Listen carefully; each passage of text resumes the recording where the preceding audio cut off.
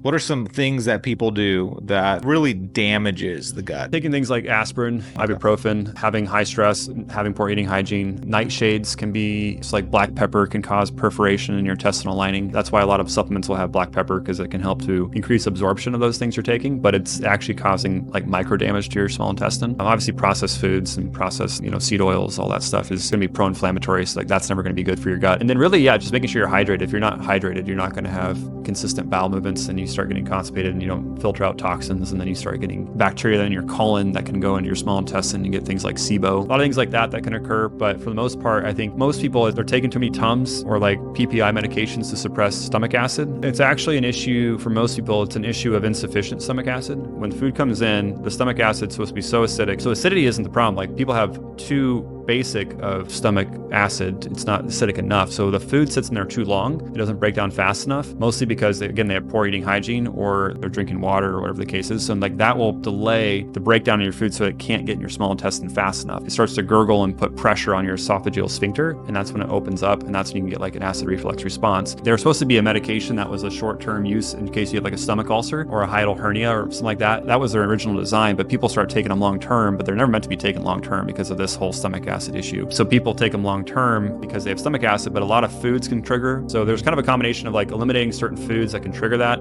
not eating too close to bedtime, and then also making sure they're eating a calm environment and then not drinking a bunch of water so you can actually digest it well. And then there is a product you can take if you don't have a hiatal hernia or stomach ulcers. You can take betaine HCl, which is actually hypochloric acid, and so it's actually like stomach acid. So you can take that to help your body to break things fast enough, and once you kind of wean yourself down from that product, you can get to your point where you don't need it anymore and you can kind of get off it. So you don't recommend taking Tums? Not unless you have like a stomach ulcer or there's like a really, really good reason for it, but most people know like that's not a good idea. So you want to, if you're on a PPI, you don't want to just stop it. You want to, because if you stop it, you're going to have like a rebound effect with the stomach acid. So you want to kind of wean down gradually over the course of a few weeks, and then once you're off it, then you can do something like the betaine HCl, and there's a whole protocol I have for that, but it's really a simple process.